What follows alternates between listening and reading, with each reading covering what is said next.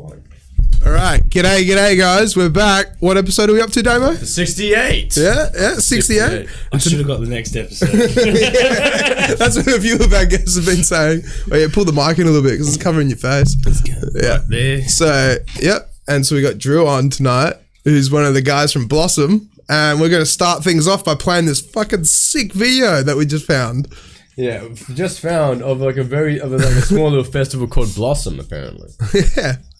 Yeah. All right, let's play this full screen a demo. Absolutely. Now turn my audio off. So, is the audio coming through? Should be. If not, Yeah. Oh wait, I was like, no, I know what it is. Apologies. All right. What? Yeah. And now it's ready. Okay, now the audio's coming through. So, give us a bit of a rundown. This is Blossom, right? Oh yeah, that it is. And so, how long ago was this? Like, what year? Like, it's always a September long weekend. We've made it an annual event. We always aim for the long weekend on September. So, yeah, be there or be square. Yeah. But yeah, it's home. Lasers, that's so cool. Yeah, big shout outs to Shannon, our laser guy. It's just, what a festival. I think I know that girl as well, the fire thing. Is that the one you... Yeah, her. Yeah. She's played at Capitol a few times before. Hannah Priest, one of the Perth's most beloved fire spinners. Yeah, she knows what she's doing. Like, oh, yeah. So some art pieces. That's Anton's Pixeled. That's sick. It's just... Alright, well, it's still got the intro for me on my thing. Just refresh. That's so cool though. Jake Rolfe.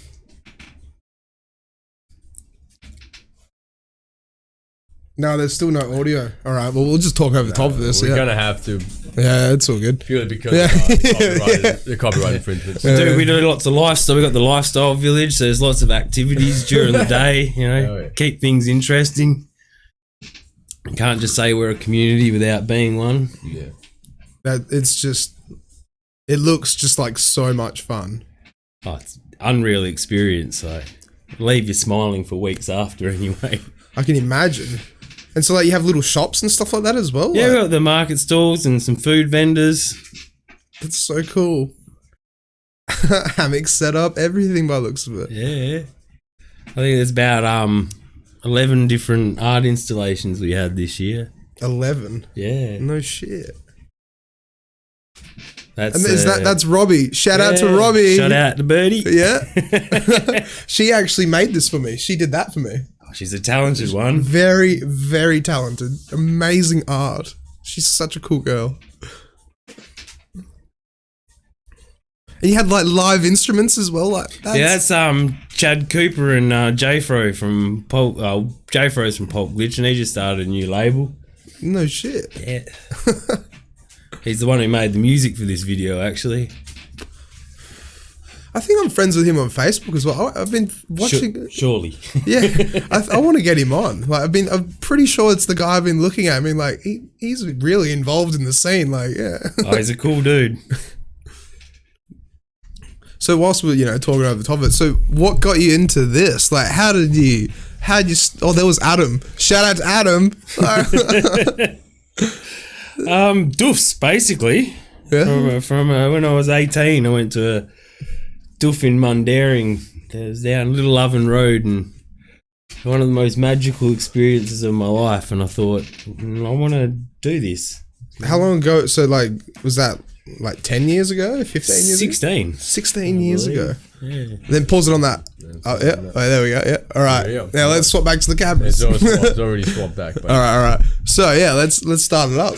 That's amazing. That's so cool right there. Oh, that is it. It's a culmination of many people's work. Shout out to Blossom crew, Tim, Tom, Shannon, Verity, Coco. Love yous all. Everyone. Yeah. So your very first doof, and so like, what happened that night? Like, was it like a 3-day festival? Like, oh no, they never used to go for days. So it was just like it was an alliance party actually. So Alliance has been around for that long. Well, Alliance were originally a bush doof crew. No shit. Yeah, I used to follow them around like a bad smell. Like, couldn't get enough of what they were doing. So they inspired me. And so when they stopped throwing parties, and I think Moby went up to Broome, went to go around Australia and sort of stopped throwing parties, I was like, oh, what do I do for fun? You know, so yeah, and then you just thought like, well, I'm just going to throw my own. yeah, basically. Well, no one else would give me a set as well. So. Yeah. I was always like, oh, I better make my own sets, you know? Yeah. So also, I just want to quickly just do a shout out to the amazing thing he did in the background as well. Check out that, you guys. So Drew's actually lit up. Well, it's projection mapping, right? Yeah. Yeah. So, like, how did you do that? Like, we watched you do that. It's just so simple, but I thought it'd be so complex, and it's just. Well, it used to be. I mean, I can do that because it is so simple. It's like a light form projector. So there's a new product that came out last year and made 3D projection mapping sort of available to the masses to do it quite easily. Like, and they're amazing. They're amazing machines. Like, but they basically scan whatever you want, and then you can pull it up on a program like Paint and color in bits and put different effects and assets on what you're doing, and lo and behold, you bring art to life, which is probably the main reason we got one. Yeah, well, I'm not surprised being able to do cool things like that. Like, that's amazing. It's just like as if it's melting on the wall, basically. Yeah, oh, it just always gets me. Yeah. So then with your first bush stuff and stuff like that, like, how did you, like, when you started running your very first one, like, did you just go, all right, let's just do it, and then just invite a bunch of mates, or like, what was the process to like actually there's always a group that sort of encourage you to do it, and part of it with you. Like, I don't think I've ever done much on my own. Like, these are things not something you do on your own. Yeah, it's just so many people to manage, and like, I guess, yeah. I mean, they're simpler than people make them out to do. I mean, ultimately, it's like a sound system, a dance floor, and some art. And, you know, if you got a good crew, there's some art. But, you know, like, yeah, I mean, I guess it's just, you all just want to have fun. Like, that's the main goal of what we do in life, I guess. Like, yeah. That element of play. Yeah, well, we've only got a short time on this earth in a way, right? Like, these 60 years, like, you know, 70 years, 80 years, but like, how many, you know, you kind of stop partying when you're 80, I guess, in a way. Like, well, hopefully not. Yeah, hopefully not. Yeah. But, you know, some people, yeah, that's it. So then with that, like, with throwing your first party, and like, how, you know, what was it like trying to get the sound system out there, and like trying to get, like, where are you able to tell us where it was and stuff like that? Or? Yeah, we used fucking the first sort of like official big one that we put on, sort of we sort of put it out there, and like, no one used to put them on Facebook, but yeah, Facebook wasn't really around then, right? I did. But it was out, it's big logging track that goes through the state forest called Yarra Road, and then off there's a path. Well, I think it was about 18 kilometres down Yarra Road. It's a big gravel track, and we just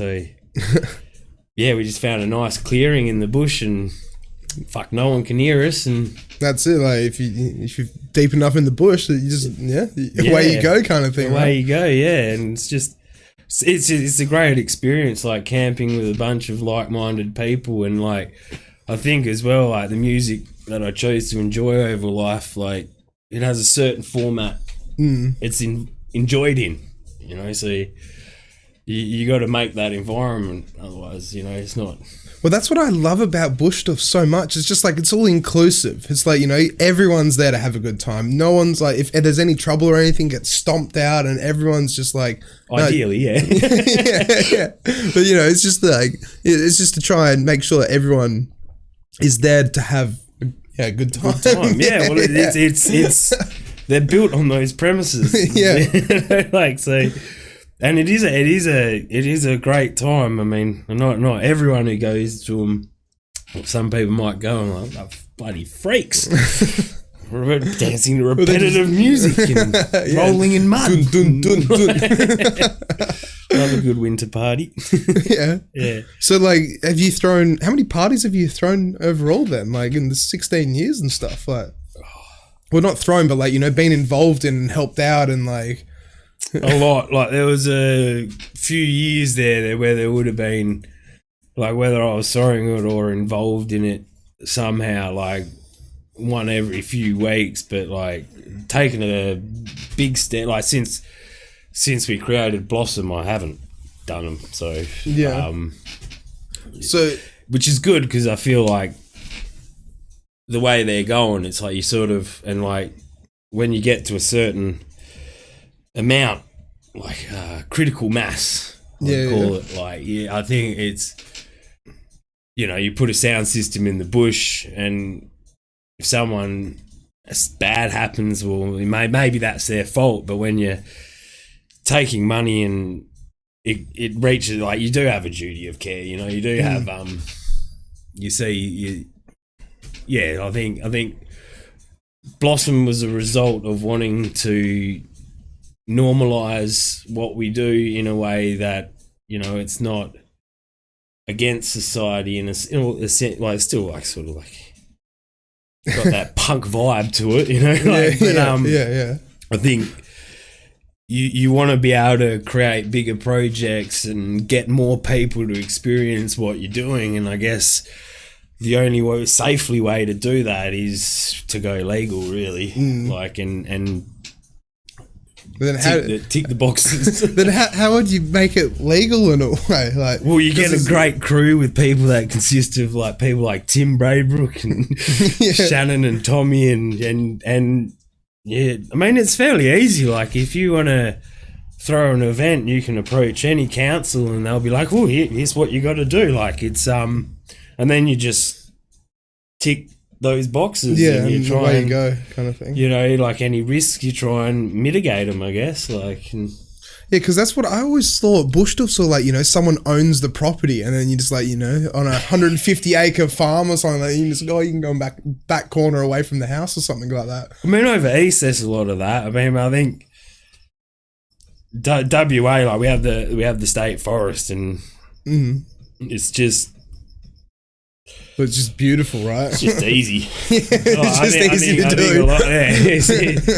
You drive a truck out and you invite some people, and you got to, like, you know, I love it because it's like, I was never around in the Summer of Love, but you watch documentaries of it, and I feel like, you know, Perth over the last 10 years, like, this has been our Summer of Love, you know, like. So what's Summer of Love, quickly? It's like from when Acid House and, like, became popular in the raves in the UK, you know, like, and like house music started infiltrating pop music, but it was all off the back of these raves, like the Castle Morton rave, and like, well, the ones I know, but it was like squat parties, like a bunch of people, like, it's very anti-establishment, like we have a right to party, like, we're gonna listen to our music, and you can't. We're going to go to beautiful locations to do it. You know, like, it's a beautiful concept, really. Like, and I love the concept of people getting out and doing these things, because there's no harm. There's no,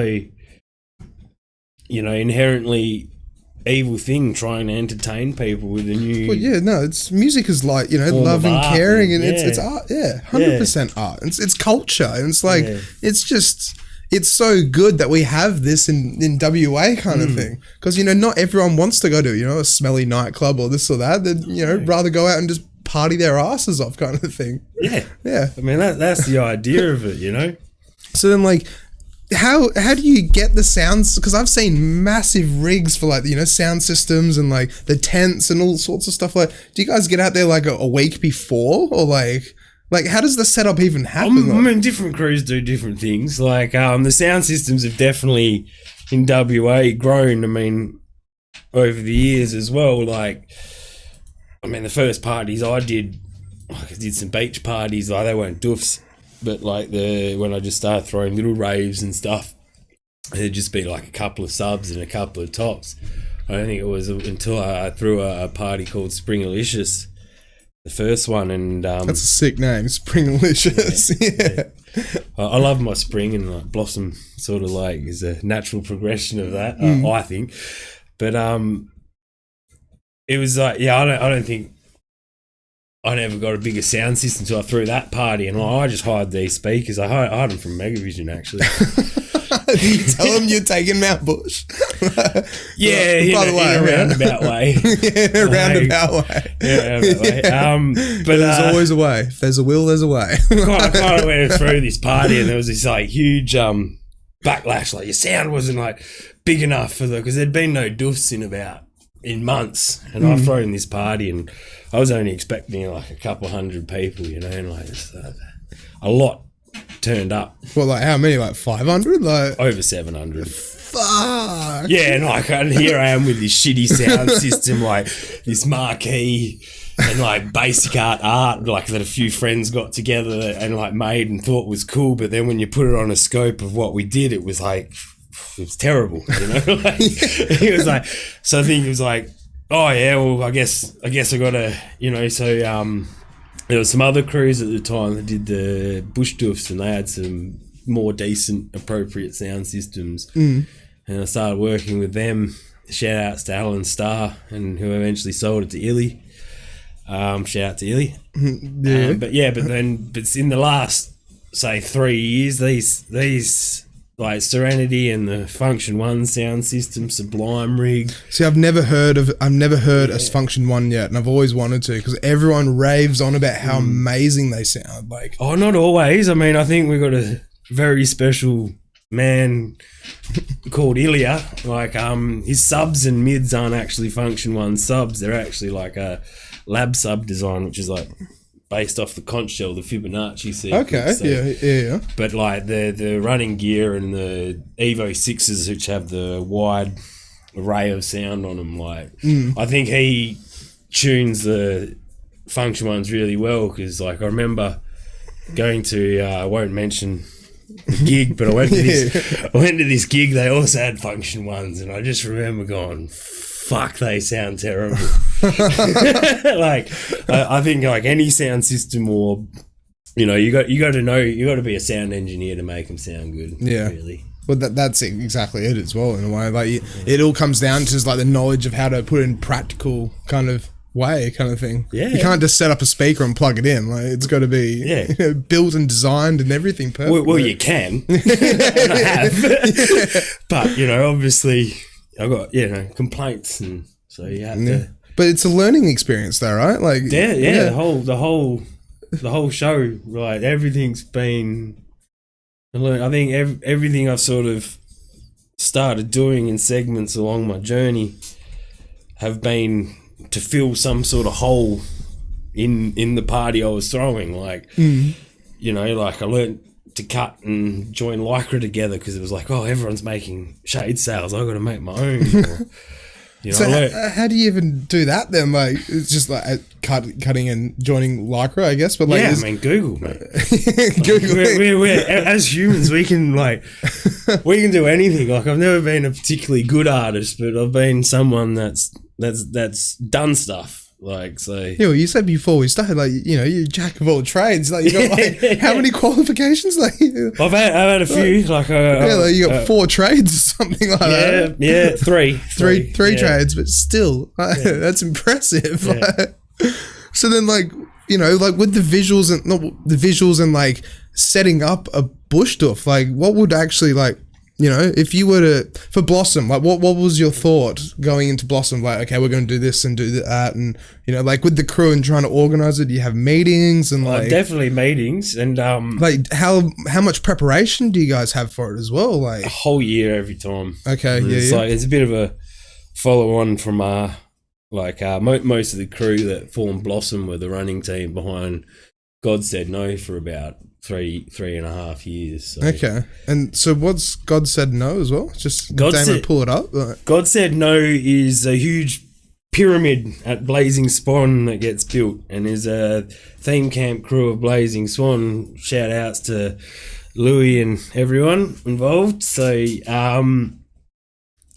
it's just it's been a bit of a staple of the Blazing Swan's like a Burning Man regional event where we go out and instead of a man we burn a swan to say, fuck your money. This is what we find fun. Well, it's pretty notorious now. Like everybody wants to go to it by the sounds of it. Like, oh yeah, critical mass. But then, so like, how long does Blazing Swan go for? Like, it used to go for 7 days. This year is because of everything's been going on with COVID. Obviously, it's a limited event this year. I think it's 4 days. I think it goes from the Friday at 12. I don't know whether it's midnight Thursday to Monday midnight.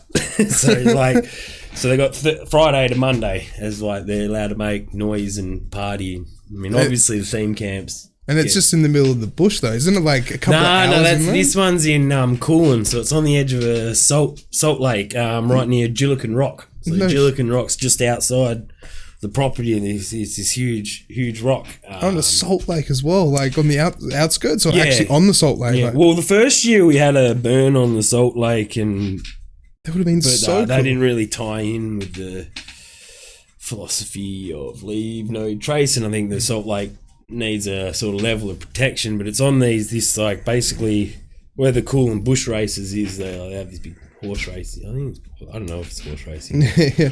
They have these festival grounds basically in Coolin, and when they were looking for a site for Blazing Swan, they got approached by the Coolin council and like, hey, want to try out this because like the dream of a Burning Man. Like, I mean, you watch it over in the States and you look it's insane. It's just so big. Yeah, you look what Blazing Swan has done as well. Like it's an incredible thing to do, and I think it's great for a country town to really get behind it because it does, the shops go into overtime. Like there's lots of, like it's like helps feed the economy there, kind of. Yeah. I mean, like Rainbow Serpent when they have, I think it's Pylon, it's in the millions of dollars how much they help.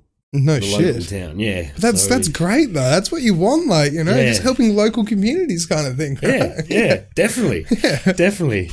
And then so with that, like, with Blazing Swan and stuff like that and, going for like 7 days and stuff, like they have like in that video that we were just watching before, there was like shops and stuff set up and like you do that at Blossom as well. Okay, we have markets and stuff at Blossom, but at Blazing Swan there's not. So Blazing Swan, we have like these 10 principles, and like basically the committee of Blazing Swan or the ruling body of Blazing Swan provide the infrastructure and the event for people to come self-express and be themselves. And for someone like me, that's taking a big rave. Like for other people, like there's some camps like steampunk pancakes, who like they get up every morning and cook everyone pancakes because they realise that's a need within our community. Like that's so good. That's because we have a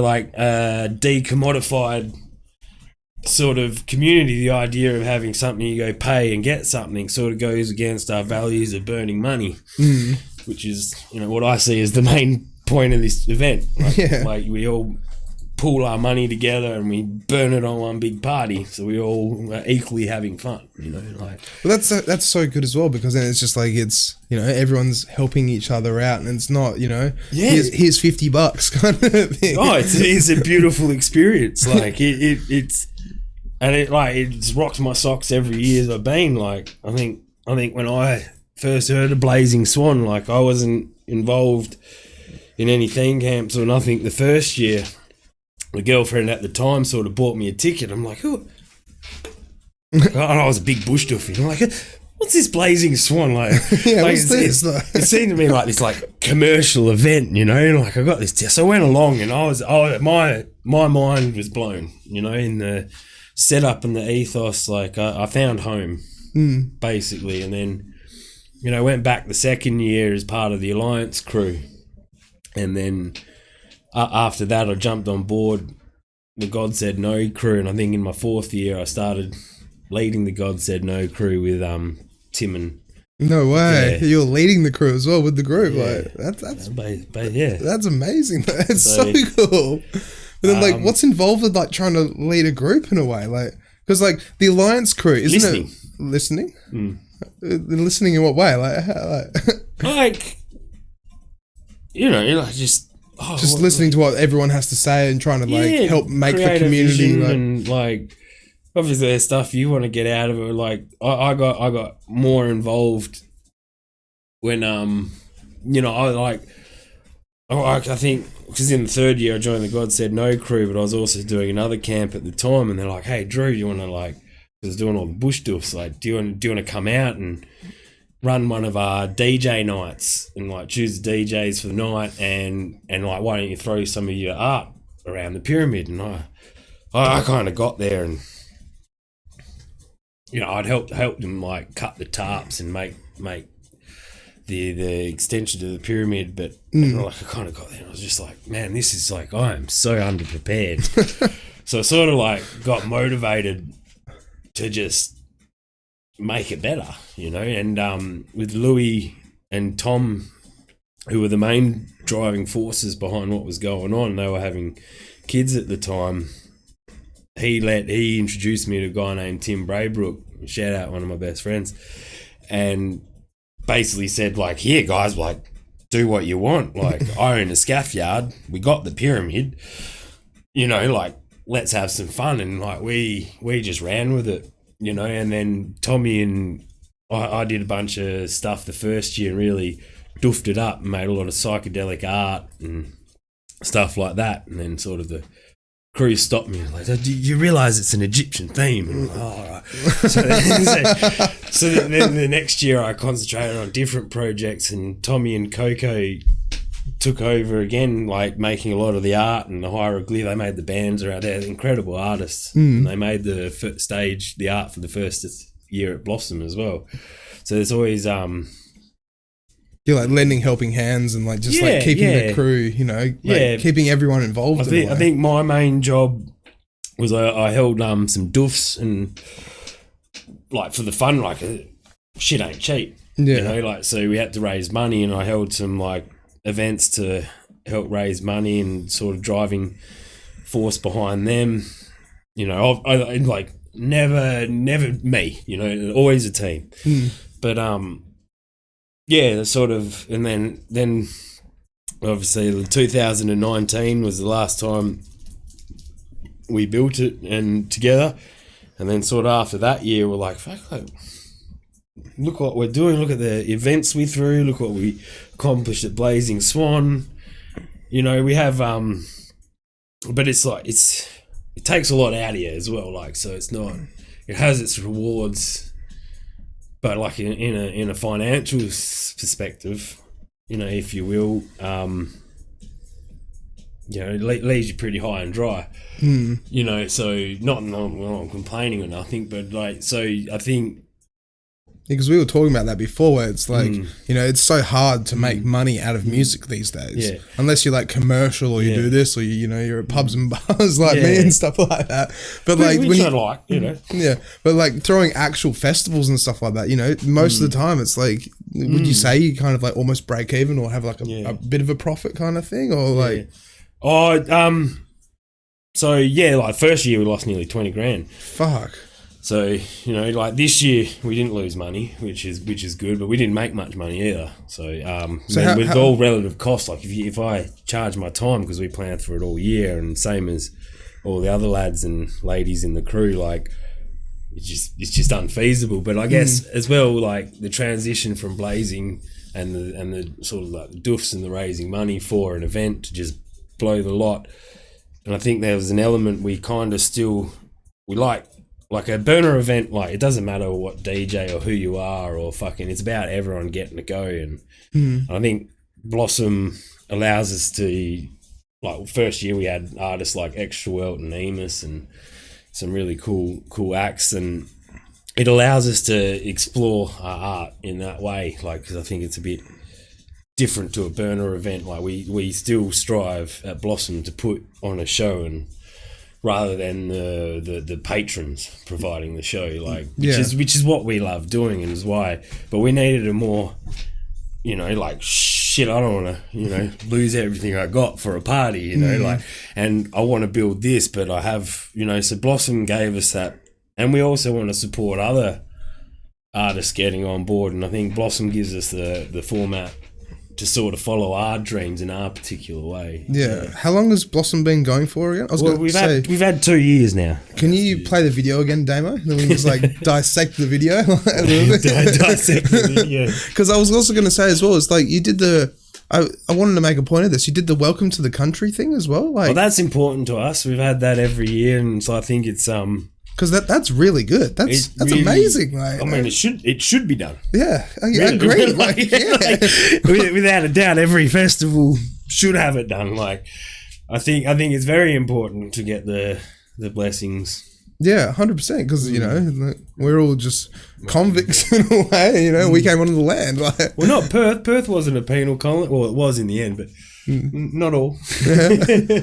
And so you get the what was it, the mystery machine rocking up, and look at that, pause that, go back there, that's so cool. So the mystery machine. And so this would be day one, right? And so really sets the vibe and shows the mystery machine. Yeah. The Scooby-Doo man. I think that's one of those wicked campers, isn't it? Yeah. But then pause it with a group of people that's coming up now. Look at that. That's so cool. And so I think it's a really special moment. I always love doing New Year's parties, and I think it was because everyone gathered at that one point of time, and having something like the Welcome to Country, and I think and our community all find it really important to do that. And I think when you get whole, lots of festivals out there split areas, but if you can bring a whole group of people together for one moment, one understanding, I think it's just magic. Yeah, it would be it's just completely silent, and then just let them do their thing, and everyone's just enjoying it. And then how long after would the music start kicking up, the DJs, and because the music's pretty constant. Yeah, because I've only ever been to one bush tuff, and that was forever ago. But I got told, that bush tuff I went to, the music just doesn't stop. It's just DJs every hour, just consistently rotating and everything. How many DJs would you book for, these events and stuff? Oh, so 2 stages, 3 days worth. No one plays a set twice. There's probably about 70. 80 DJs. Wow. So what's that as well? That's so cool. That's Obi Glenn from Alliance. That's his theme. I forget what he called it. It's in the booklet. You guys make a booklet as well? Yeah, we go the whole hog. We got shirts too. Shirts, merch as well. Glow in the dark painting. That's Birdie and Sam Casely. They do live painting. Okay, so Birdie does that as well out there. No way. Well, that's how I met Birdie. She in the first year. Wait, pause it there, Damo.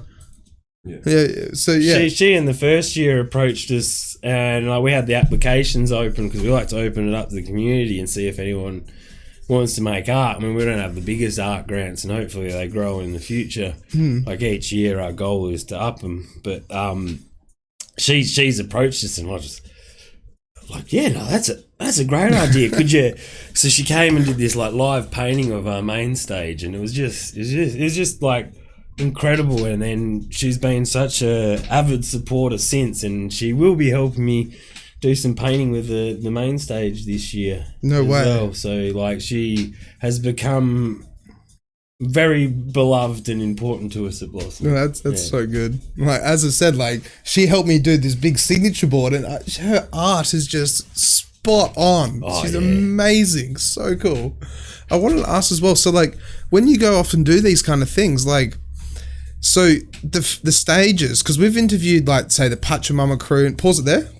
Yeah. So we've interviewed people like Nikki Bridge and stuff like that who does Pachamama, and like they've got like Mother Earth and like it's like huge like Pachamama. Yeah, like Pachamama exactly.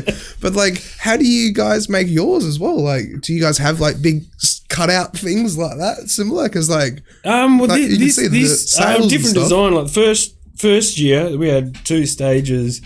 The Ghost Gum and the main stage we have, I think it was called the Lost Jungle Theatre. Okay. And Tommy and Coco were just so inspired, and they're amazing people. They were like, we want to do this like UV jungle, and they paint, man, it's like the UV jungle. Like look, God said, like Tommy loves his UV from God Said No, and it's always been a staple of God Said No. So he made these 6 panels that sort of like folded back like a theatre.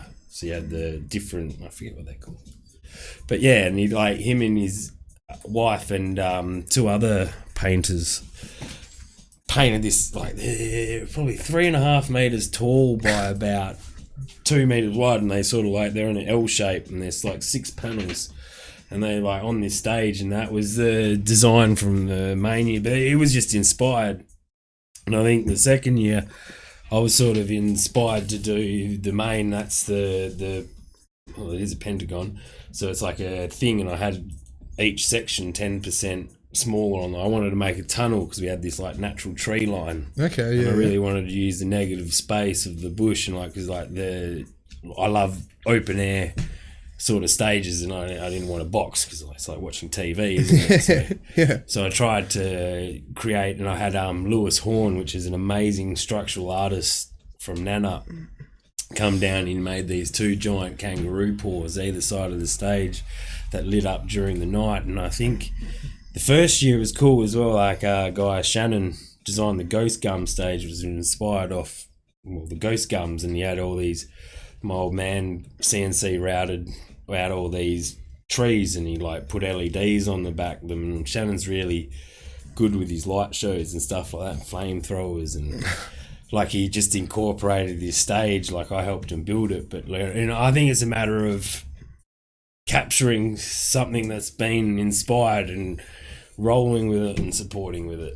Like supporting it. So I think it's just a natural of who's got the best idea, or like what do we sort of want to do, like because you have a part and you think of the next one, like, that's it. You just like throw all the ideas together. Like, even with the pamphlet thing, that's so cool. So like, what's actually in the pamphlet? Do you buy the ticket and get the pamphlet, or like? We give it out on the gate and you get your wristband. But it's like a guide. So you get your set lists. You get like a list of what's in the field. You get like a list of instructions, like. Which you need for insurance purposes. Of course, yeah. Of course, and basically it's like your guide, so you're not just rocking up like, oh, what do I do? Like, oh, I'm going to go do yoga at 9 in the morning, then I'm going to go check out a tech house set on the treetop stage, and then I'm going to go, like shout outs to Ryan who did our second stage this year.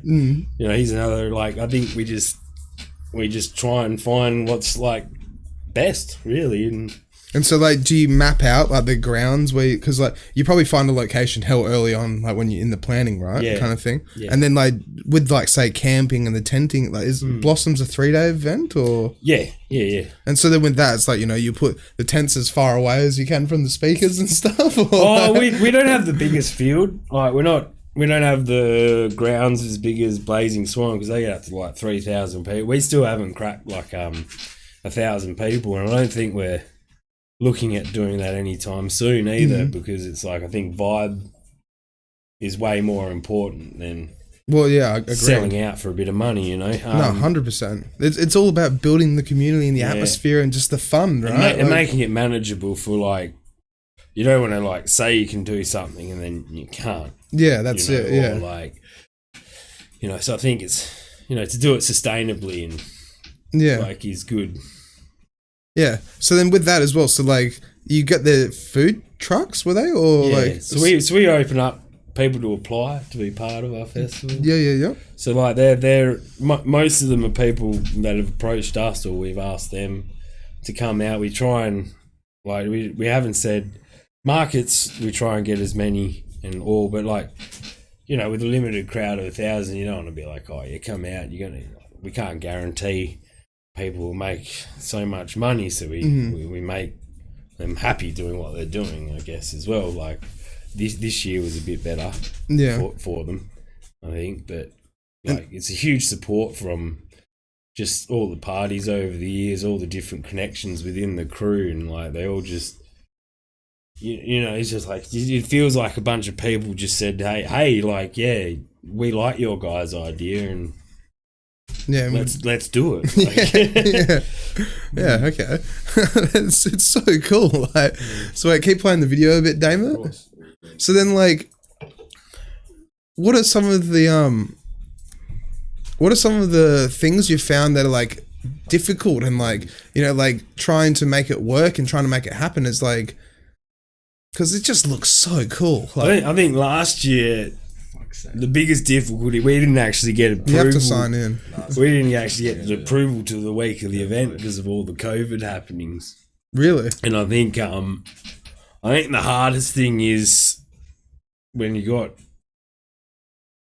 a bunch of money you've invested or time, and the idea of it all just going bad. You know, I think why we all do it is the enjoyable part of creation, to like be proud of what we do and like try and, you know, make someone's life a little bit better through music and art. Like, well, have you had people come up to you and be like, "This is the best thing I've ever been to," and like what's the feedback? Overwhelmingly so sometimes. like you don't know what to like. Like incredible feedback. Like definitely, even with the doofs over the years, like some of the stories that come back to you, like it's like I was even that reckless party I did back in the day in Gin.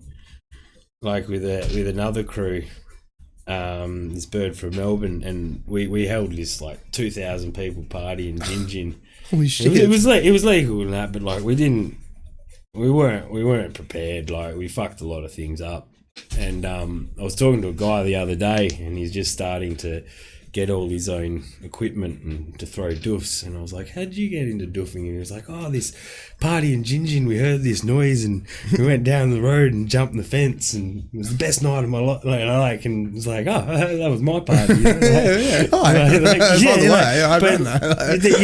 You definitely have, like, it's amazing how much, you know, what you do is just so well received and so influential at times, like on people's lives. Like, well, it's just like a break from the norm in the way. It's like what I said earlier on with the whole, you know, people get sick of nightclubs and pubs and bars and stuff, and you go to one of these and you're like, I've never been to one of these before, but wow. Like, whoa. Well, I feel like doofing's a bit like hip hop, you know. It's like, it's an art form in itself. Like, it's the like hip hop was like the break dancing, the beat, the DJs, the spray painting, and like doofs are the same thing. It's like this culmination of all these arts that, like, and like Burning Man style events, it's like a culmination of all arts that like take you away from default world and sort of put you in a spot and like, fuck, like, why can't life be like this? Like,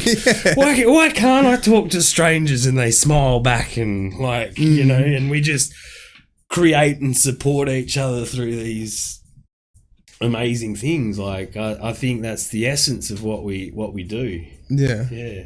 So then, like, have you ever thrown like parties in winter or anything like that? And like, and so like with like, what happens if nature gets involved in a way? Like, do you ever have to like kind of like cover the speakers up or anything like that? Or are you electrical? Like, how do you even get power out there? Like, just generators? Generators. I mean, there was a guy back in the day that made a solar sound system. A solar sound system? Yeah, no way. I mean, it wasn't the biggest sound system, but still, like a solar sound system is something. He did, like, but I haven't. So generators mostly. Like, you basically think what you need, and I think over the years you get a lot better. Like, one of my first parties, you know, like definitely some major learning curves, and it was like you find yourselves in these situations, like, even with dealing with like your first extreme situation, you know, it's like, oh fuck, like maybe I should go out and acquire, if I'm going to be doing these things, like maybe I should acquire these skills, because like what starts out perfectly innocent, you know, once you know you have knowledge of that happens, I guess like you have a responsibility to. It was just like a continuous learning thing in a way. Definitely. Just like what you can do and what you can't do, and like how to make it just work. In a Yeah. way. Just throw it in there and just make it work. But I think doofing's like, especially like starting small and like growing what you do is like a perfect, like, because it's like you look at what goes on in the city, and like to get a foot in the door and sort of start doing events, like you need a lot of cash behind you, a lot of like I think doofing for a lot of crews it's like a playground. It's like it's where I learned to DJ, where I learned to make art, where I learned, you know, it's definitely like a learning ground where you come together with a bunch of people and you learn like I think if I stopped learning I'd kind of hate it. You know, that's one of those things, like you never stop learning in a way. Like people that stop learning, it's like, what are you doing? Get out there, do stuff. Yeah. So I was going to say as well, because that doof I actually went to forever and ever ago. I can't remember where it was and stuff, but they had like yoga classes in the morning and stuff like that. Do you have like little workshops or anything like that are involved, or? Yeah, like, I mean, like at Blossom we have Lifestyle Village. That's not really a doof. Lifestyle Village? Yeah. So we have this like big geodesic dome and a stretch tent which we hold different activities in, like drumming circles, yoga, all sorts of different salsa dancing, like all sorts of different activities. Yeah, it's that's like I think that's an incorporation of what. But when I used to do the doofs, pause it there, Damo. Yeah. Sorry. I think I'm more of the hardcore sort of dancer raver type, and like I you just find me on like my I always tried to have the one stage, the one vibe, and just music non-stop to you. I mean that, you know, but that's that format. Like a lot of crews do a lot of things, and I think it's really good they do, like incorporating all that stuff, and like there's a lot of people that love it, you know. Yeah. I'm a bit more of a, you know, I don't know if you ever seen The Legend of Caspar Hauser. No. Watch that movie. Okay. Yeah. All right, I'll write it down. That takes yeah. all right. Well, just quickly, what's that about? It's about this cowboy who finds this dude on a beach, and he's like, his name's Caspar Hauser, and he wants to be a DJ sort of thing, so this cowboy trains him up to be a DJ. Okay. You know, so, but it's all a bit, I mean, like, without saying it, like a big part of underground dance music culture is hey, let's pop some Molly or take some acid and have some fun, and do some dancing and be wild. Like, is it adult playground? You know, like in a sense that, you know, like, but I think over the years as it's like different crews have different takes on it, and it's good incorporating everyone, you know, into this, because it's just a format for self-expression, really. Yeah, well, that's exactly it. It's like what I said as well. It's like you can't go to a nightclub and self-express yourself. Like, you can't. It's just like it's loud music. It's crammed. It's shoulder to shoulder. Yeah, it's sweat dripping off the roof. It's a sweat box. That's like I love the music and the acid tech and the break. Like the dance floors are for me. That's why I go. Yeah, you know. But like others enjoy the community experience. And I think we just try and incorporate, you know, for our community, and like a big part of our community loves doing yoga and loves doing salsa dance. Yeah, well, it'd be so cool. You go to a bush stuff and there's people doing salsa dance. Like, I think I'm in the right place. Yeah. So with that video, you pause it on like a dome kind of thing. So rewind that dome. Like, how do you even put something like that up? Like, is it? So Shannon, like, look at that. That's so cool. That's the Intelligent Deviant stretch tent. And then like even just that structure there, it's like pallets, and it's like that was made by Ryan A, the pallet structure in the Gumnut Village sign. That's so cool. Like, so that's like a rubber floor matting kind of thing there. And yeah. And so like, what's that big thing in the back? I think that's Angel Kimmy's Fun and Games. Fun and games. Like she does, and she does. She's great. And it just looks like there's people of all ages as well by the looks of it. There was like an old lady playing the bongo drums. I think that's really like when I go to Doofs these days, like I feel old and I'm only in my mid-30s, you know. But I think Blossom I don't. I think that's a lot because I think the older crews sort of drop out of Doofs and go to events like Blazing Swan and Blossom and other places because, you know, there's a certain culture that's attached at times with it's a lot younger, you know. It's like so I think we do have a very diverse range of people from all ages, and I think that's beautiful. No, that's great though, because then it's just like, you know, it's not just a young kid event or anything like that. Yeah. It's like everybody, whoever you are, come hang out, come party. Yeah. And so like, it's just like a store that was selling like are those like wind chimes and stuff like that made in Freo. It's like jewelry and stuff, and there's a few of them. I can't name everyone because Tommy was in charge of the markets this year. I pause it there as well. Like, that piece there was made by a guy named Yarrick. Big shout out to him, and he's been an amazing supporter of Blossom, and he made the big mandala there in the ground, and it's been a very loved art piece that we've had for a couple. And so, how do you even pack that up? Like, do you just get a flatbed truck and put it on the side and just let it hang off the sides? Like, it's like, how is that a big? We got big trucks. That's he uses all like natural, like that yellow sands from the back of the paddock. Oh, so that's sand. Like he forms these. I thought that was like a rubber mat or something. Oh no, that one where it's paused at the moment. Yeah. That's the man, like inside the stretch tent with the rubber mats. Oh, okay. Yep. They were bought, I think, by Passan and the Liberators crew because they help out with our lifestyle village. Like Passan helped, who's a CEO of Blazing Swan at the moment. Oh wow, okay. I think he's CEO. I don't know if that's the proper title. Head honcho guy. Yeah. But he's been a massive supporter as well, and I think that's what it is. It's like no one of us can do these things. Well, as you said before, it's like it's just one big family almost that just like help out and just make it happen. Kind of thing. We had over 300 volunteers. 300 volunteers. Holy crap! Do they get like a free ticket because they're volunteering? Yeah. That's all right. Like if you contribute, you know, like we're not into taking things and not, you know, like we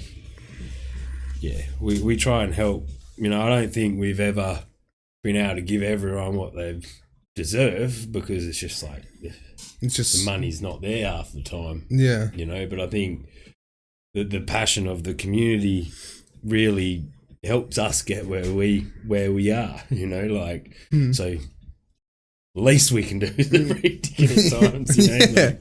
And then, like, what about facilities and stuff like that? Like, do people have? Is there showers there? Yeah, no, we don't have showers. The showers, but we have toilets. Like, there's definitely rules. Pause it there. There's definitely rules to go back a little bit. What you have for the amount of people you have.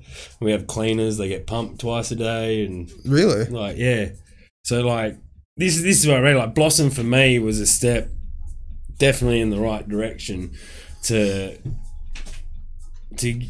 not only for the, like, you look at like going out bush every weekend and the environmental impacts, but you also look at the mental health of people who attend your events and because if it's like a 3-day event, like you get worn out. so Blossom gives us the ability to look after our community a lot better. Like, and it's a natural progression if you want to continue doing what you love, you know, because once you reach a point where people want to come to your parties, it's like, well, maybe you don't want everyone at your parties. Maybe you don't have it in you to, like, because when you do it at bush, it's like you can't be security. You can't like it's anarchy. Like, but the beautiful thing about anarchy is people work it out, you know, I guess. But that basically is our culture, you know, out there. But I think Blossom's given the ability for us to do it in a lot more meaningful way. Yeah. Without losing the essence of what it is to doof. Yeah, loving, like, caring, and just doof scene. You can still do what you do at a doof at our event. You know, I think that's a big goal for all of us. Yeah. I was gonna say as well, do you like take like water trucks or anything like that out there, or like, because like we have to have so much drinking water, and you have to have like one of the things is like with an event, it's like you've actually got to have 10,000 liters of water available. 10,000 liters of water. Yeah, I mean it's not much when you got a rain tank on a farm, but yeah, you know, like these event, I think event law in WA is all about seeing people home safely. And like back in the day, you used to be like, oh, fuck you know, like fuck government, like that. But you know, after going through this whole process, it's like, oh, maybe these laws were made for a reason. Yeah, you know, maybe just to ensure safety in a way. Like. Yeah, like maybe. I mean, like some of them are draconian. Some of them are like, you know, it's like what? Like, yeah, yeah. But yeah, I think it's a beautiful thing, really. Yeah. And so, like, with food as well, do you encourage people to bring their own food out? Like, because, like, you know how you said with Blazing Swan, they have, like, the pancake morning thing. Like, do you guys have similar things? You cook up brekkie or... Like... Not really at Blossom, I mean, I'd love that. But it's just we kind of encourage people not to bring food out because then they can go and support our lovely marketeers. You know? Yeah, of course, yeah. But, like, Blazing Swan's more like, one of the principles of being a burner is radical self-reliance. Okay. So, you're definitely encouraged, and same with our festival sort of thing. You're encouraged to bring what you need to feel comfortable, and that onus really isn't on anyone else. Yeah, like we provide what we provide. You know, like there's like I think what makes us different is like we aren't fully decommodified. Like we don't have a gifting culture. Like I think. You know, we sell you a ticket, we take you money to provide you a show and ensure your safety, and then all that sort of stuff. I think Blazing Swan's a lot different of a concept. It's like they take the money to build the art and support the artists and the in what ways they can and provide the infrastructure. Because honestly, if you had to like pay every theme camp at Blazing Swan like a contractor, it just wouldn't happen. Yeah, like it wouldn't. And like and a bunch of camps do take on the food role because I think it's like event law in WA where you have to have food at events. Like if people are drinking, well, that makes sense as well. And like, also over 3 days or something like that, you know, multiple days, you got to have some sort of food available, kind of thing. Yeah. So within the community, you know, these camps have popped up to provide that need, but still keep the essence of our decommodified community, you know. Mm. And so what happens if, like, you know, trouble arises or someone, you know, like, I'm not saying like, well, have you ever had like a fight break out or anything like that, or like or any sort of like anything at all? Like and like what happens? Like what's the steps? No, I haven't had a fight at Blossom, but like, which is pretty cool. But like definitely over the years, yes. There's definitely issues like. We have a ranger department at Blossom, and we are sort of like we're your community neighbourhood watch. Okay, we're here to get you where you need to be. Like, we don't like see people hurting. We don't like people in distress, or like being seedy, or you know, getting up to no good. Yeah, so we try and get like, you know, like if you need first aid, we'll take you to first aid. You know, like if you need someone to talk to you, hi, like you want to talk to someone, you know, like I think like we have a care group, you know, that like helps us, and obviously we have security and stuff like that. Like we have a big no on violence. I think if you were to punch someone at our festival, like you wouldn't just get kicked out, you'd be banned, right? Straight up. Yeah. I don't think there's really ever a reason in the modern world. That's it, yeah. Violence is never the answer. Yeah, no. Never the answer. To initiate, I mean, they like punch someone who punched you, yeah, fair enough. But yeah, to initiate violence, especially in those scenarios. But yeah, I mean, it's not, to think that, like anything, we're just a small section of society. So any of societal problems, we'll get a percentage of that. Yeah. So I think there's always things to learn and like make new, I think as you go along, you like, we have to deal with that, or what do we see? Like it's like anything. You notice the risk, you mitigate it. You make it harder for that to happen. Exactly. Yeah. And then if it does happen, you'll have something to do about it. Yeah. And I think that's it's a good thing though, because it's like, it sounds like, like the whole planning, you've like thought of like as much as you can kind of thing to be able to just make sure it just runs as smooth as possible.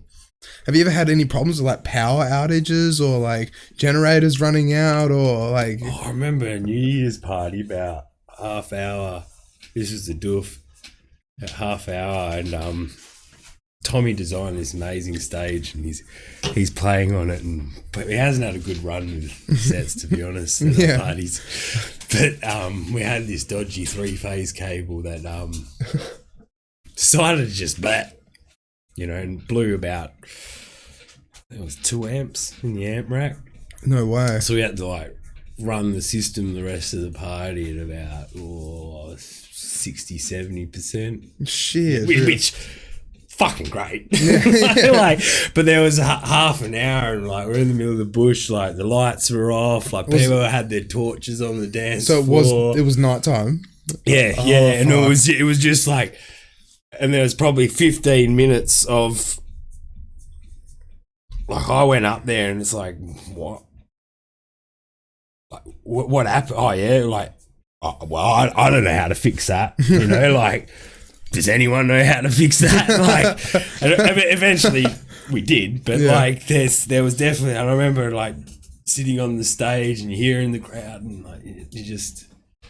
Yeah, but it's. I don't think it's as bad as you think. Like, people are pretty understanding. Because that's the thing as well. It's like if the music stops in a nightclub, people get upset. But I can imagine at a bush tour, if everyone's just still partying, they'll still be dancing. Or they get upset. You're like, I want my money back. Or fucking like, really? You get all sorts. I mean, you're always going to get them. But once you turn it back on, it's all good. Yeah, that's it. And the party just starts back up. Yeah. I mean. It's probably a bit more common out bush. I mean, a few times that have got me off. I mean, I've been out having a great time and you forget to fill up the generator. But like at Blossom, no. Never. We run a tight ship. That's good. I was going to say, so when you plan all your DJs out, so like, do they message you? You message people? You find people? You track them down or anything like that? And like, do you like? And do you kind of like go, okay, like, well, if you're going to be playing drum and bass, then you can play earlier on in the night, and then if you're going to be playing like minimal, then you can play like in the early start of the morning kind of thing, or? Yeah, I mean, definitely need a structure, a flow. I mean, I'm not so tied into. I believe every genre of music has a music for a certain time. Like there's drum and bass you play at midnight, and there's drum and bass you play like liquid and stuff like that. I see a lot of how it's like a lot of people just copy what they've seen or been to. I've always tried to do things a little bit different, but obviously higher BPMs. Later at night for the hardcore people, and some nice fluffy stuff in the morning to bring them back down on the cloud. And there's definitely a structure, but I think as far as DJs go, I mean, like I'll admit sometimes it's not what it's who like. So there's definitely people I like that I want involved, but like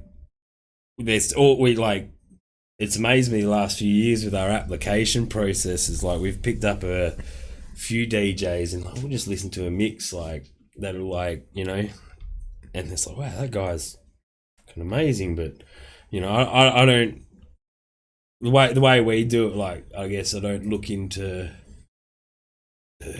like, well, what's the amount of respect you have in the scene or I try and do it based off music. I mean, I'm not the only one who is involved in this process with us, but over the years doing different parties, like I think as well, like like over east, the bush doof scene's like if you play drum and bass out bush, it'd just be absurd. Yeah. Like, but WA is like we're really behind the rest of the world, and like I think that's good because we've sort of created our own our own little niche in a way. Yeah, our own way of doing it. Like I think I've had people come over from other parts of the world and like, oh, you guys play this style of music at your parties? What the hell? And it's like, yeah, man, look at all the people enjoying it. That's it. You know, like the proof's in the pudding or whatever. But definitely we try and structure it so there is a flow. Like, you know, we have an understanding of sort of what people might be feeling at certain times and the music we want behind that. Like, yeah, but I think it's less genre based and more the actual feel of the music, you know, than anything. Yeah, well, that makes sense though. Yeah, that's a good way of putting it. I was going to say is also like, who's actually involved in Blossom? Like, how many is it? Like 10 people like that help? Because I mean, obviously you said like, you know, it's like it's a lot of people that help actually make the festival. But like in the planning crew, because you said like, you know, you're a year ahead kind of thing. Well, a year behind just to make sure that it actually, you know, you can iron out everything and stuff like that. Like the core crew. Yeah, that's what I was looking for. Core crew. The core crew is it started with me, Tim's partner Verity, and Tom and his partner Coco and me, and then we've added. Shannon was there from the start basically, and he's come. So that's our core crew, and we'll meet at least once a month and like long meetings, you know, but we all share a vision, and it's pretty cool. Like with Blazing Swan, they work off a committee, and they're a non-profit group, and their membership's 100+ strong. Okay. And sort of for 3,000 people. If I had to go through that process with Blossom, that to me would be a nightmare. Like having 100 basically shareholder members in the room, all voicing an opinion. I want this and I want that. It's like a board meeting. Everyone's just yelling. Excuse me, who's got experience? I think our like the core crew is that we're very tight knit, and we do a bang up job working with each other. And I wouldn't really change it for much. Really. Yeah. No, that sounds good though. Like, and then like so every meeting, like once a month, you know, would the meetings go for like 4 hours, like 5 hours, kind of thing. Like, just sit down and just like, do you like bring something to the table? Be like, okay, tonight we're going to discuss budgeting or something like that, or like... definitely. Like, when you start something like this, I think it's key. Like, I'm probably the dodgiest one of the group in a sense that I'm a bit of a cowboy. You know, like cowboys can be a good thing though. I love them. But I think the balance of the people you have involved, like I definitely have an appreciation of more, you know, like we do agenda items, and like we did. I mean, at the end of the day, it's a business. We got to treat it like business. We want to make any official decisions, and like as much as you love your mates, you still gotta try and make come even or make a little bit of a profit kind of thing. Like you gotta. I mean that our goal is to, you know, obviously it sounds bad. Like we want to make money to make the festival better. Like I don't think we're like looking at it as like, oh, fuck, if we run this for 5 years, we'll just like cash out at $1 million sort of thing. I think it's more we need that money to support what we're doing, rather than, you know, like we want that money so I can, like, I've always had jobs, and like we all work and do our different things, you know, so it's not our primary, or I don't think it's not any of our source of income at the moment. We've all got like a percentage we own in the business, you know, and then like as I said, we lost 20 grand in the first year. Like that's not been made up yet. So yeah. So, but it's part of the experience though. It's part of the rolling the ball in a way, right? Well, I guess over the years I spent more money on crap. Well, I'm the same as well. I buy so much useless electronic shit. Yeah. But it's just like part of everything in a way. But then, so with that, it's like, what else would you go through with the planning? Because like you go through like budgeting and making sure that like, you know, things can work out, like with building stages and stuff like that. Because like, so you want to like, you sort of like, you lead design on like the different stages you might do. You like, we like I said, we got Pasan to help us with the lifestyle village, and the first year was run by Ben and Souza, Bending Rules, and you know, like you try and look at it and see what needs done, and put the appropriate people doing what they need to do. You know, like so. You know what I mean? Like you go organise the installation artists, the markets, the food. Second stage, main stage, lifestyle, ranger department, which is, you know, like, you know, overseeing it. You need a gate crew, you know, like, and then you'll need, like, we have a DP, I think we don't know,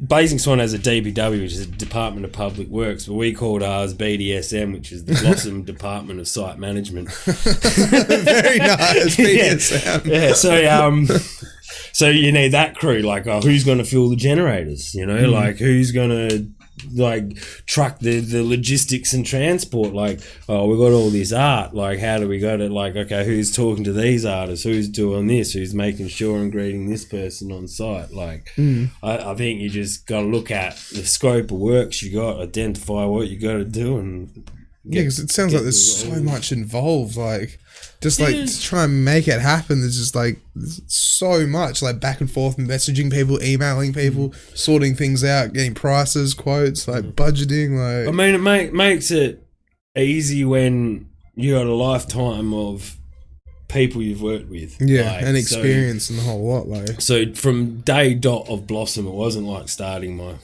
first bush doof or first foray into the scene or nothing. It was like, no, we have motivated people, and we had like Obi Glenn jump on and just came and blew our minds with the amount he's done, you know, like, and I think it could be a lot harder. Like, it's more time consuming than it is hard work, I guess. Like, I don't see it. Yeah, but the thing is, though, it pays off though. Like, even though like you spend so much time trying to make it happen, then when it actually happens, you see, like, you know, people, like just watching that video and you see the smiles and like that's it. And then community, like you go out to a party and you're like, or you hear, this person, like, you got to go to Blossom, or like, you know, it's like to know that you've, you know, like I never thought I'd, you know, touch lives, you know, like, but you know, it's definitely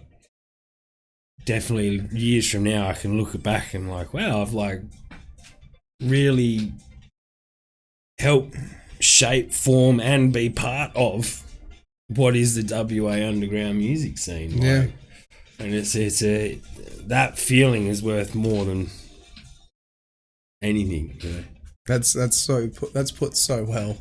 Damo, have we got any comments at all? I was about to say we have about we have 1, 2, 3, 4, about over a dozen comments. Oh shit! That's why I was actually waiting for to, like, I don't know. It was a great conversation. I didn't want to interrupt it.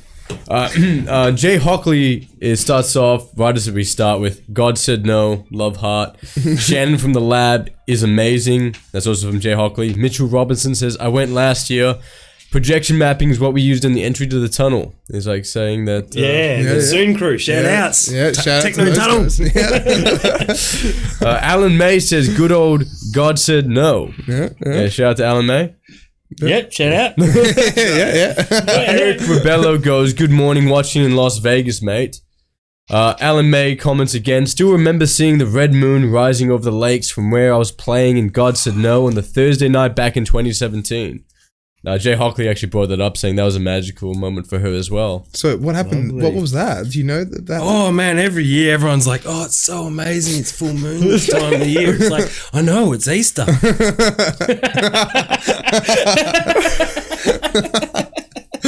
Nice. Yeah. Anything else? Yeah, Mitch Hancock says, good interview. Oh, Mitch Hancock. Yeah. Nice. Yeah, Hey, Mitchie. Yeah. Shout out to Mitch. Yeah. Aaron McNamara goes legend. 6 exclamation marks. Yeah. Takes one to know one. Aaron is a big supporter of Blossom, has come out at critical moments to help with stage builds, I might add. Oh, wow. And you got Lewis Horn says, forgot to feel the generator guilty. That was the last Intelligent Deviant party. Shout outs to them, beautiful crew that I'm now a part of, and some of my favourite people in the world. Hell yeah. Jay Hockley goes, thanks to the Blossom crew for all their hard work. Been lucky enough to play and go for both events, and I absolutely love it. Really appreciate the amount of planning and prep that goes into it. Oh, shout out to Jay. So and then, good. And Eric McNamara goes with one last final comment. Epic stage design, mate.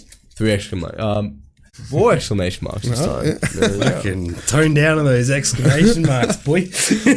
Can we keep playing the video? Because I want to keep dissecting it. Because we've only got about 10-15 minutes left, but I want to go through as much as I can. Yeah, I was actually watching it in my... I was going through it. No. I was you were just watching it without us, huh? Brilliant. That was a brilliant video. And so, like, who does the photography and, like, the video? And, like, can you pull up the Facebook page and can we go through that as well? Like, no, of course. No, let's go. Yeah, after. Because, like, you've got a full. Yeah, we keep watching it. So, and so, like, how many kids go out there as well? Like, the families take their, children and stuff like that. Like, yeah, there's a few. Yeah, so we try and make it a safe environment for everyone. Like, yeah, just because you have kids and like, exactly, it shouldn't matter. Like, just take them out if you want. Like, it's.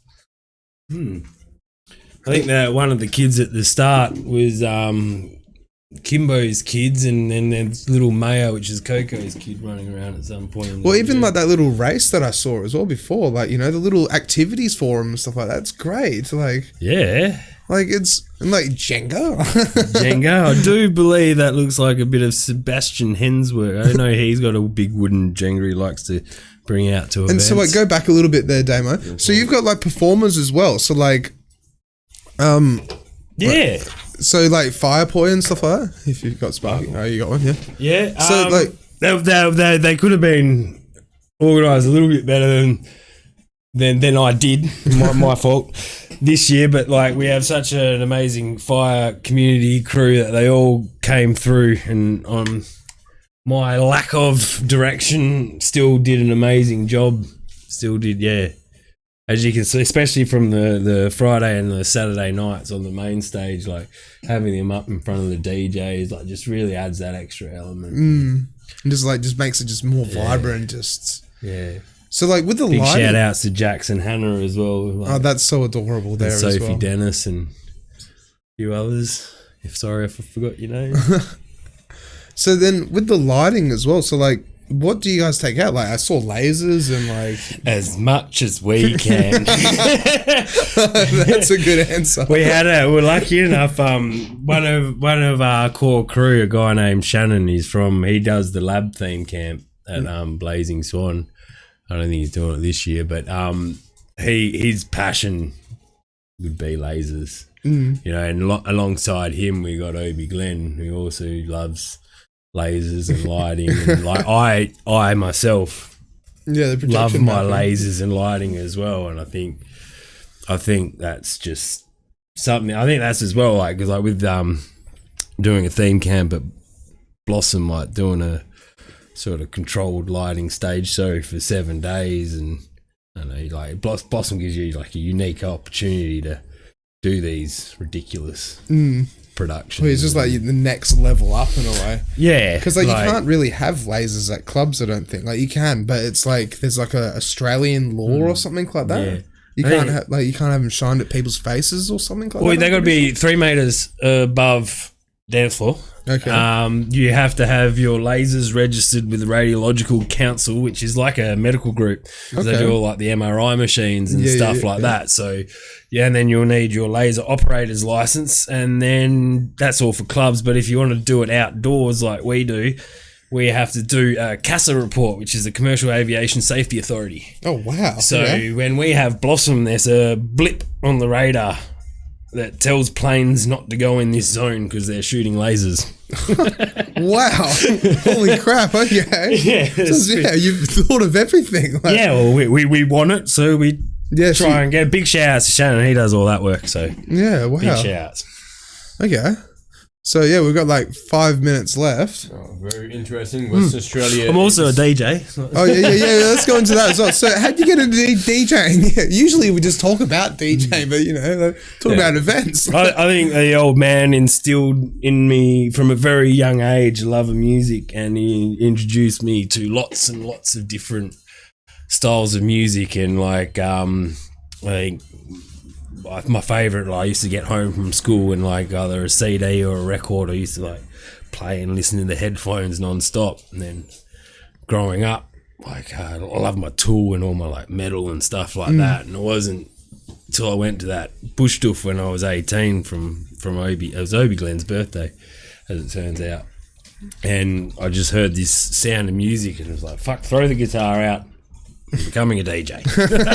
Yeah. Like I always had this like collection of music, and I think that's my favorite side of the DJing, like is collections and like trying to play music that people haven't really heard, or you know, finding your, you know, I mean 50%'s like your skill and like 50%'s what track selection, like when you're not a producer. So I think just a general love of music will get you there in the end. Yeah. And then you were saying to me as well over message, like, you kind of taught Jason Stone how to play? Like, I didn't teach him everything, but yeah, like when he first decided to DJ, I remember him coming, he went to an Alliance party and he's like, oh, Drew, like, I want to be a DJ, like, come around and mix with me, you know? So I was like, I was around and like, definitely inspired him more than taught, I'd say. Like he was that first Springalicious party. He was actually part of the crew. Also, shout outs to Kai and Roxy, who helped me with the main driving forces behind me actually going out and doing bigger style parties. And like he was like, yeah, why not, Drew? You know, just one of those like. So he was in the early days. Yeah, early days before he shot to Bali, like. Yeah, well, he's like got his residency now and does quite well at Sophie Visser or whatever. Yeah, Sophie Visser, yeah, his girlfriend, yeah. I was gonna say as well, over the time that you've been going to the Doof scene and stuff like that, how has the music changed? Has it changed or anything like that? Like the culture and just the way things have been evolving? Because like, so when I first went, there was it's always the basis is always psytrance. Like, and like I think that first party I threw, I've always loved my techno and breaks, and I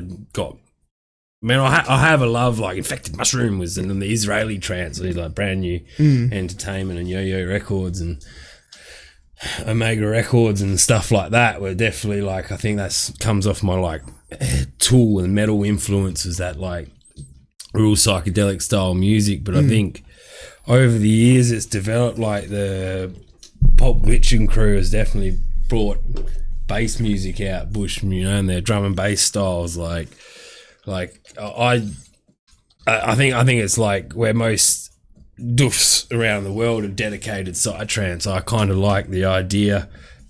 I mean, once it hits midnight, like put that shit on.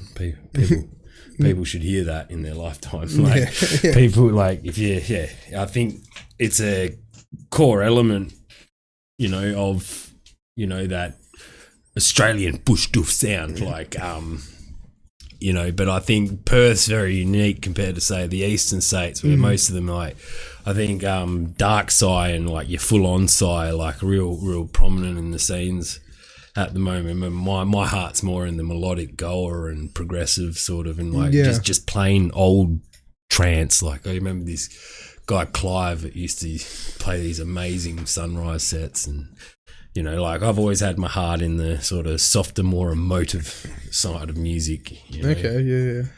You know, yeah.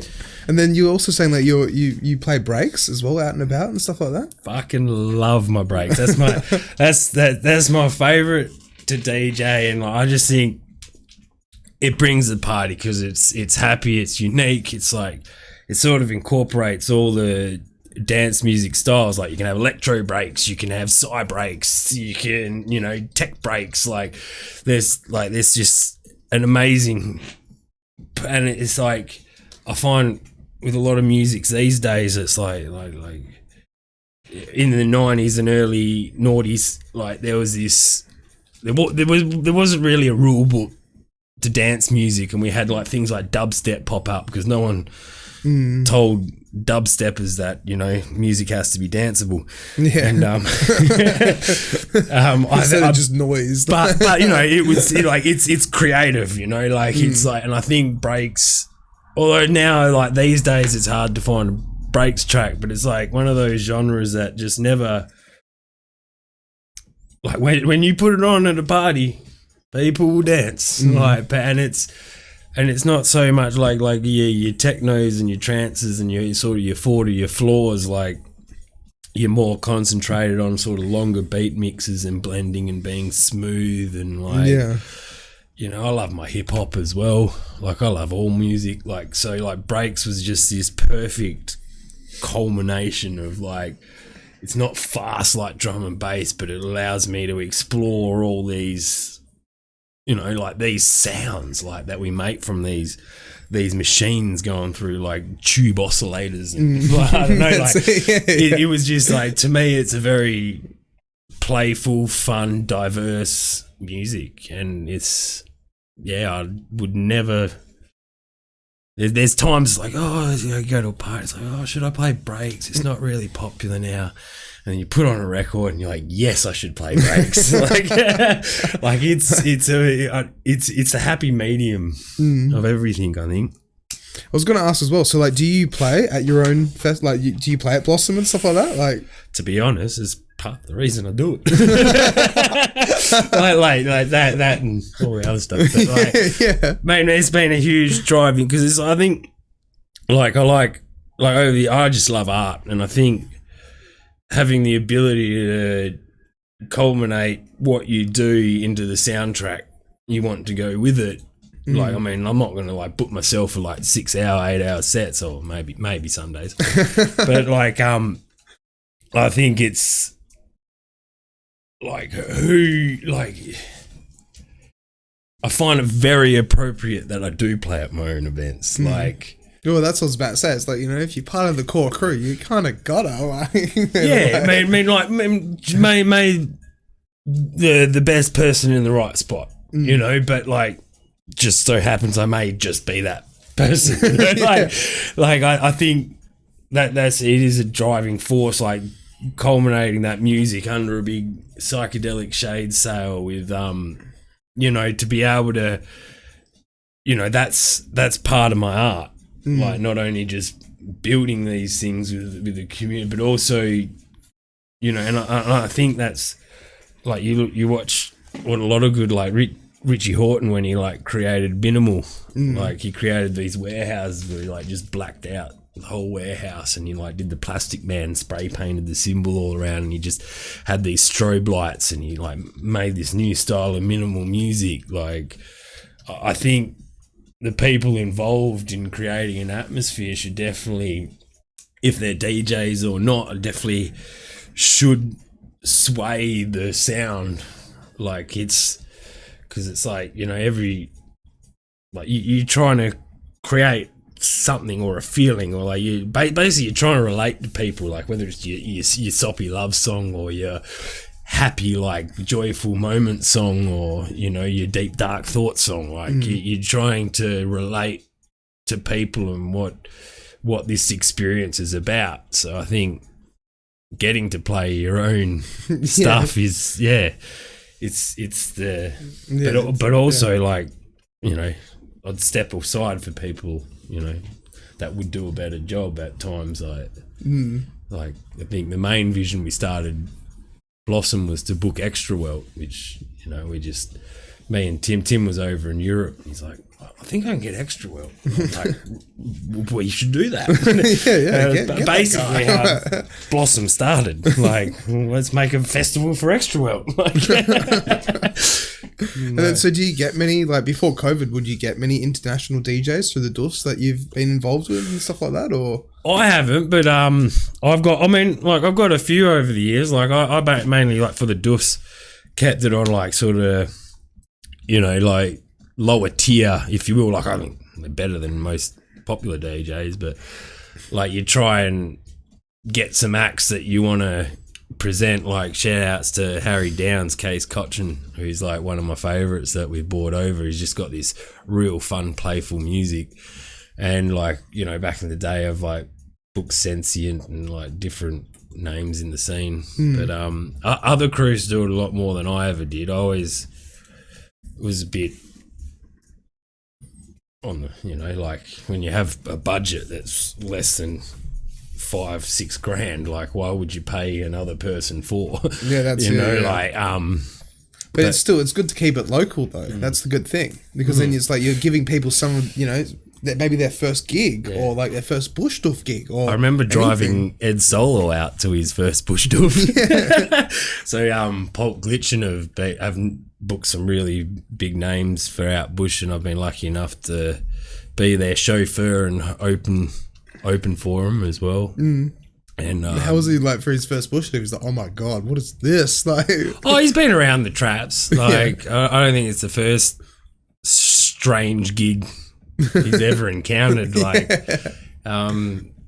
it's just like definitely like the people at the party were on a different wavelength to sort of like Ed. Like when we left the party early, everyone was like, "Why are you like staying and partying?" It was like, because he has to be on a flight in the morning and he wants to eat a nice breakfast. Like, like he does this every day. Like, he doesn't want to stay and party with you. Like, but yeah, I mean, they enjoy it. Like, another Jamie Stevens I had out at a Home Tree event. Like, they were lucky enough. I booked them for an event, but I had to cancel my event.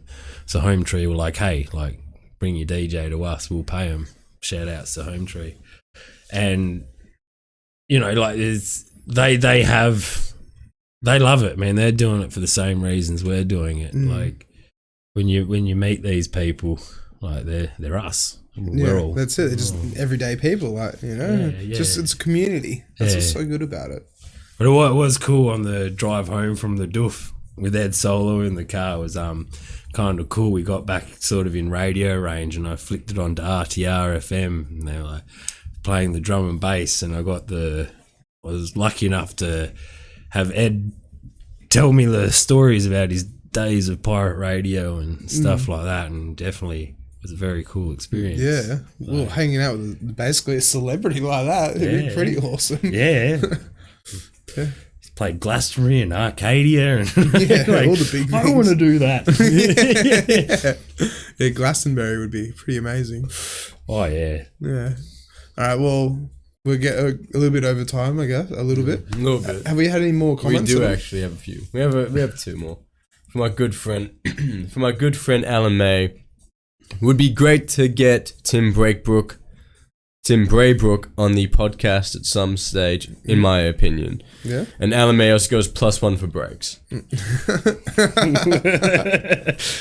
And also, Jay Hockley goes, imagine his story about Tim Braybrook. But, so maybe one day. Definitely get Timmy. I hope you're tuning in, Timmy. Yeah, well, get it. Obviously, it means extra viewers. Yeah. Extra viewers.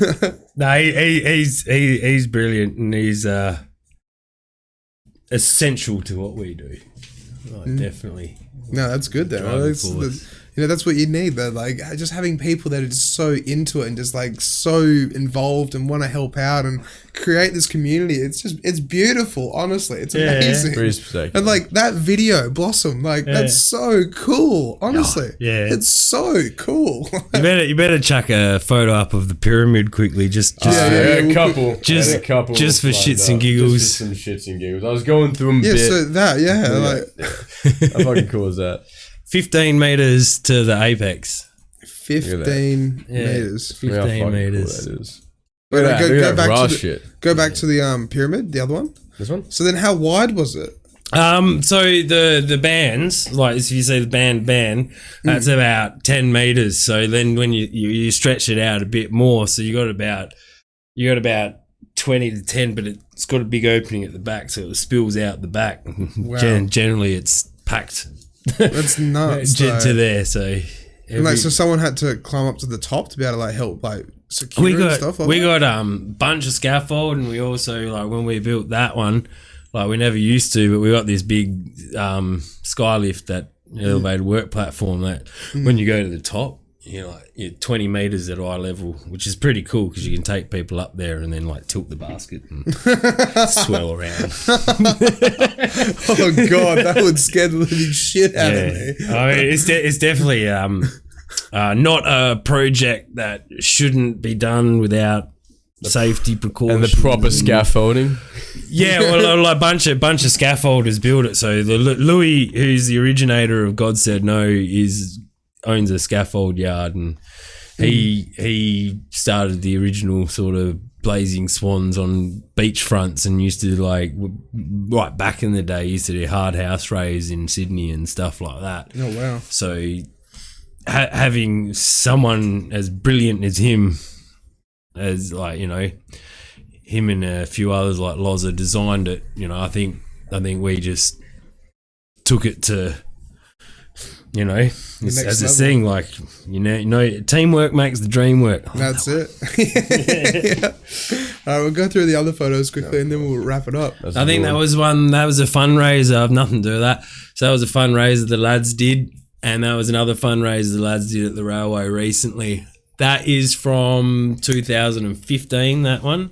So obviously we have the bands there, but you see the rest of the pyramid's pretty bland, and you still see a lot of scaffold and no sort of murals on the corner. So it's like when, every year we're adding, like now we've got like a longer stage, and like an amazing artist, Harvey Jackson, has painted these incredible pieces for us, as well as many other artists over the years that we've had.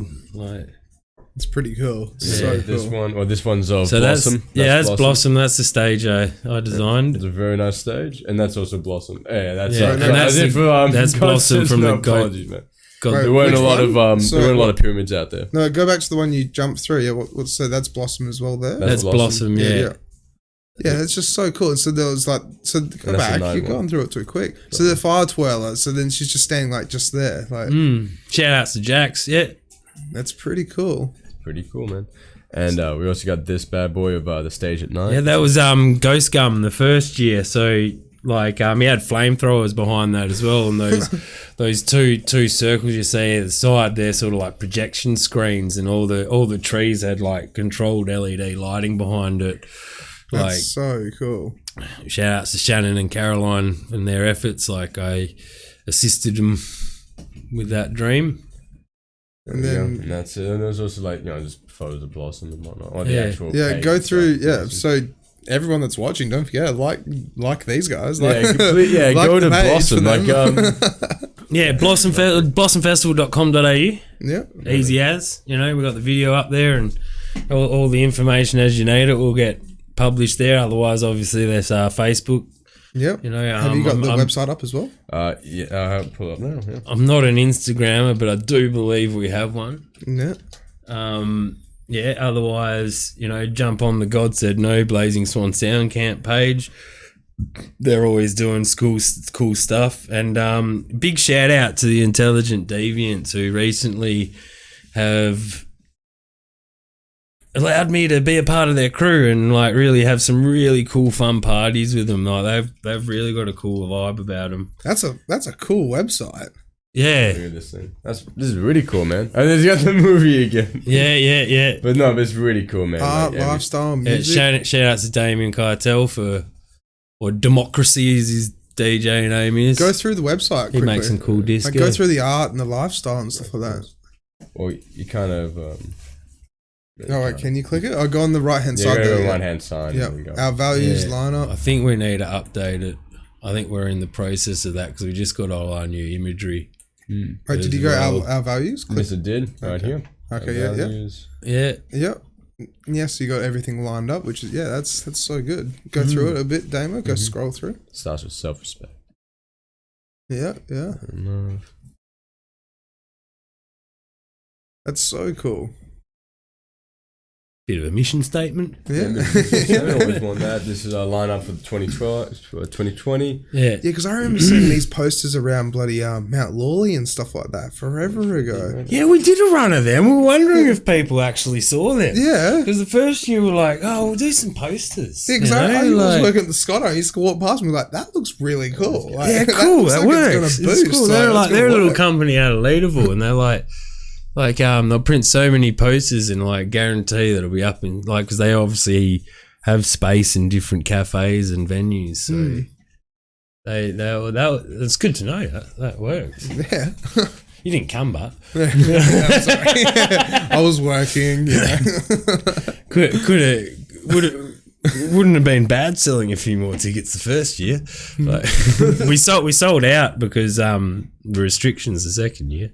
So that's what you got there. So you got like deep house yoga, dance of life. Yeah. Intuition.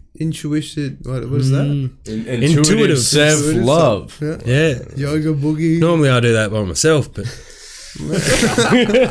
Laughter yoga, drum circle, acro yoga, liberators. I think that's page 1 of it too. Yeah, Really? Yeah. Hip hop Like freestyle. really bro. cool one we had the first year. We had this Aboriginal elder come in and do a talk about like the area and the history and like all the tools they used to use, and we're trying to get them back for this year as well. So. That's awesome. That's really That's cool. so cool. Yeah, and that's Obviously, more. We got gallery, you got FAQ, you got all the good stuff. Yeah. And contacts. So if you want to like bully, our good old friend over here, you can just Yeah, contact them. just get a bunch of random fake emails and just keep going. Like, No, do it. Like my email is definitely not full enough. Could always do with more. Great. And then this is the FAQ, arrival time. That's good. And then you can go into this is everything actually as well. really good. This beats having to actually do like 4 days of research and trying to contact your mates who actually go to Bush Dips being like, what do you need? Like, give me a whole list. This is actually way better. And we're allowed to publish it without fear of it being illegal as well. This is pretty good, yeah. Oh, this is really good, man. Yeah. It's so good. Then we go to get the gallery, which is a really cool. This website's sick, man. What a nice website. Yeah. Shout out to everyone involved. Sorry if I haven't mentioned anyone. But yeah.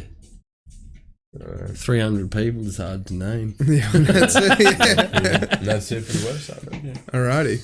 Before we sign off, we actually have a very interesting final comment. Tim Braybrook with I Am. So Tim Braybrook Yeah, there you go. I'd love to have him on. I don't his dick. No. Well, Tim, just message the page and then we'll book you in. Like, 100%. It's a good system, isn't it? That's it.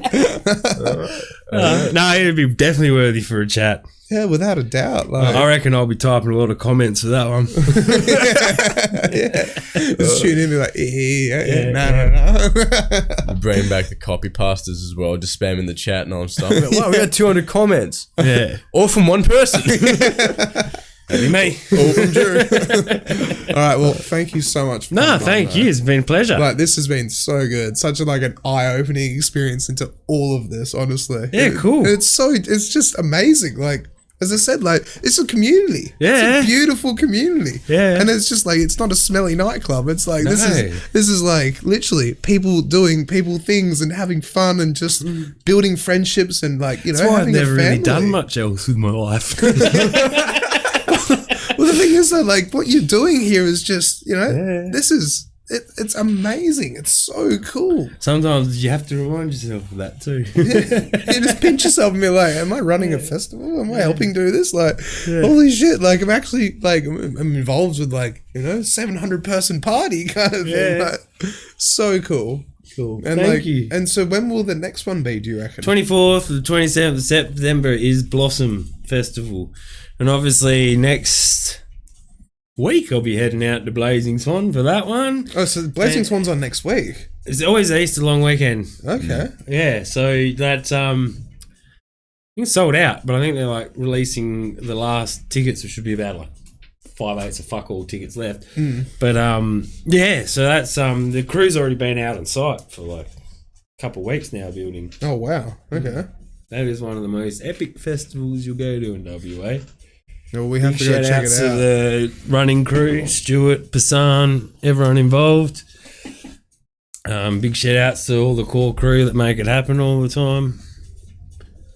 Yeah, That's it's it. just amazing. It's just so cool. It's so cool to get an insight and just how to run and do this. Like, You just do it. Like, just drop yourself in the deep end and just do do it. it. Yeah. Like, things work out, and there's an amazing rhythm to this world, you know, that, like, you know, if you skip a beat, someone else will play it for you. Or something like that. I don't know. something along those lines. But just do it. Like, yeah. Oh yeah, Nikki Bridge. One last comment. Oh, Great shout out interview, Nikki. Drew. Shout out Nikki. Shout out Nikki. Love Nikki. Patcha Mama. Amazing crew, those girls. Just everything they're doing for the scene. It's all positivity. Positive. It's so good. And the events they're running at Sewing Room as well. Like, Yeah. shout out to them. Like, Oh, fucking oath. it's so cool what they're doing. Definitely. All right. So yeah, this is episode 68, Damo. 68. And then I think next week we've got a Should've been good friend of mine, 69. Adam, coming on, who for UK, and we might be announcing something. Maybe. We might be announcing something very soon. He's Maybe. gonna wait Keeping and you on your see. toes. Yeah, maybe. Nice. Yeah. All right. Well, we'll see you guys next week with Adam, and we'll be talking about all things about playing over east and coming back over here and playing up in Darwin and all sorts of stuff. So, all right. We'll see you guys next week. You mind waving for the camera for us? my Oh friend? yeah, Damo. All right. Catch you guys. Yeah. See ya.